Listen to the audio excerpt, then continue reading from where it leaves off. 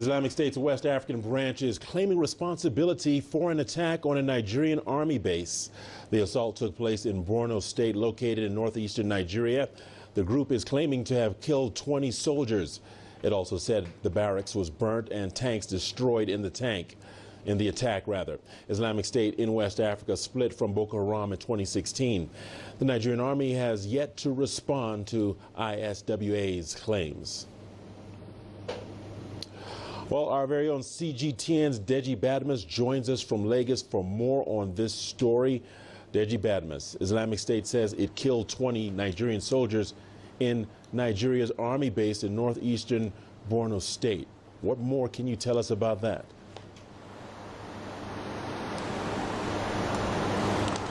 Well, Richard, that attack actually happened on Wednesday when Nigeria was celebrating Democracy Day, and we understand it was indeed a deadly attack.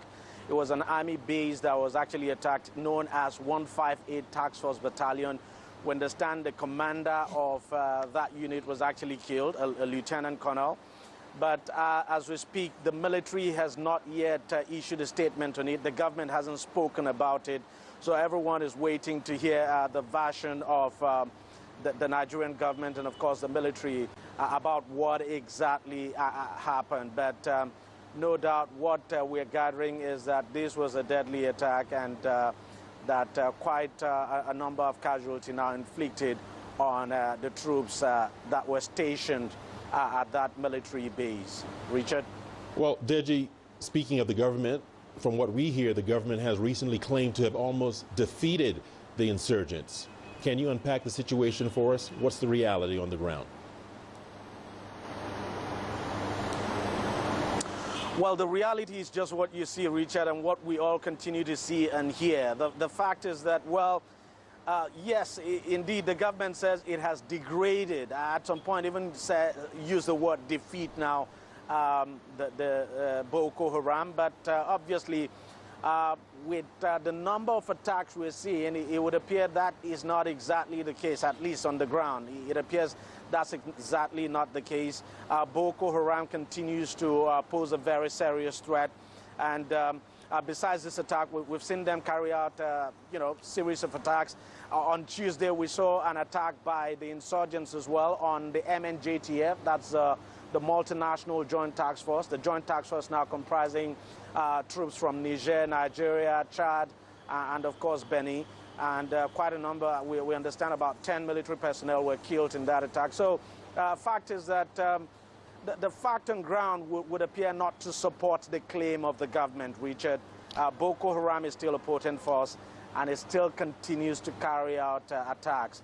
Unfortunately, what we are now seeing is that the other faction of Boko Haram, known as the Islamic State in West African province now, appears to be targeting military bases and locations. That's what we're beginning to see now, Richard. All right, Deji, that brings me to my next question, and that is, what is the difference between the Islamic State in West Africa and Boko Haram, and why are they both so vicious? I'm happy you said why are they both so vicious, because both of them are actually vicious. The Islamic State in West African province was set up about 2 years ago. It actually broke away from the main Boko Haram, and that faction actually pledges allegiance now to ISIS. As a matter of fact, at some point, Boko Haram itself as a group, the entire group, actually pledged allegiance to ISIS, but at some point there was a disagreement in the mode of operation of Boko Haram, and so the main leader of Boko Haram, Abubakar Shekau, decided to break away from that allegiance now. But the Islamic State for West African province has actually been led by someone known as al-Banawi, who is the son of the founder of Boko Haram. And of course, you can clearly see what its MO is. It's basically targeted, hard targets, if you like. I'm talking about military locations and formations now. For instance, this attack that happened on Wednesday, obviously by the Islamic State for West African province. In the case of Boko Haram, It goes after soft targets, carry out kidnappings and what have you. But the truth is that both of them are very vicious, both of them are very deadly, and they're both, these are both terrorist jihadist groups, so to speak. Richard? Deji Badmus, thank you so much for bringing us that story. Thank you so much for sharing your insights. Deji Badmus talking to us from Lagos, Nigeria. Moving on.